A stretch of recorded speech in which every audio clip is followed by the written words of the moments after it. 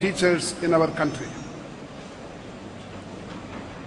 More universities means that there are going to be shortage of teachers. In fact, it may be called a drought of teachers. I would like to inform you how much the shortage exists in our country at all levels, from class 1 to class 8 in the whole country. The shortage is 8 lakhs of teachers. From class 9 to class 12, the shortage is 12 lakhs of teachers. And to have more teachers, the National Council of Teachers Education, NCTE, relaxed the norms for appointment of teachers in teachers' education colleges. It means the quality is going down. And the teachers who are handling classes up to 8, more than 25% of them have studied only up to class 10. And apart from this, several state governments are appointing teachers on contract basis. It means that they are not only not permanent, but also their pay scale varies from 1,500 to 2,500 a month. This is the situation in the school level. In higher education also, there is dearth of teachers. For example, one of the leading institutions of our country, IIT Delhi, from where our Vice Chancellor came to VIT, against a sanctioned strength of 556 faculties, it has just 448 teachers. In all central universities and state universities, the vacancies of teachers ranges from 25% to 40%. And many universities have very poor infrastructure apart from lack of teachers. I think it is high time that the governments, both the central government and the state governments, take steps on war footing to augment the number of teachers. I would like to inform you what is our neighbor, even though it's a poor neighbor compared to us, or a small neighbor, Pakistan, is doing in higher education. First thing, Musharraf decided to appoint a non-politician, a professor, as Minister for Education. He brought a professor from Oxford University and appointed him as Minister for Higher Education.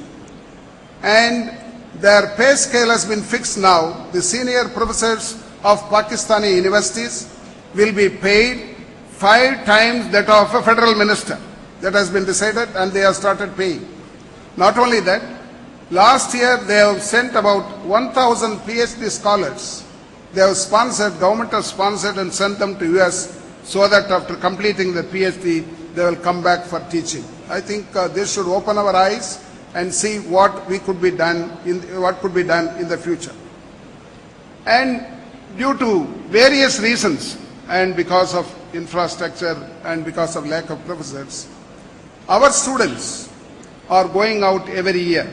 At present, we have 4.5 lakhs, 4.5 lakhs of students studying abroad, mostly in US, Europe and other countries, and we spend $13 billion a year.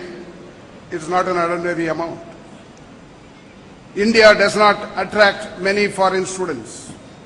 Of course, we do, but it's not enough. We have about 1,000 foreign and NRI students. It is not enough. Australia has 4 lakh foreign students. As against Australia, we have only 27,000 foreign students. Every year, about 1.5 lakhs of students go out of India. And because due to various reasons and also the cost of education. Take for example the cost of medical education in India is quite high. It's almost as high as US. I think government has to do something to reduce the cost of education. If both corruption and commercialization put down, the cost of education can come down.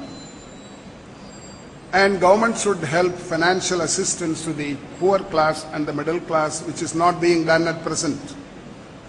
Many of the leading countries follow the system of voucher system, where the student will be given a voucher and the student will be able to select his own institution. It may be government, aided or unaided.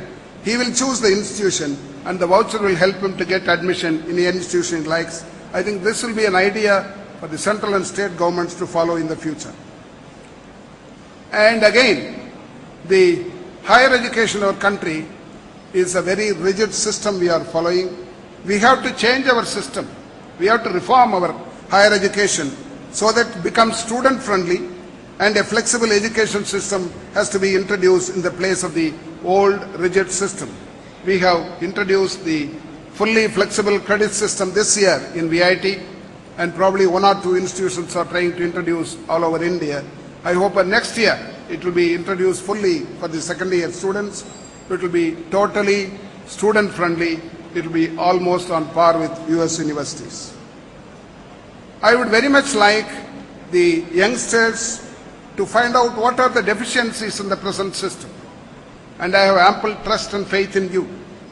Many things which our generation could not achieve, I want your generation to achieve in this country. Find out the weaknesses of the present generation, whether it's the administration, universities, whatever may be the field, so that you can rectify them in the future.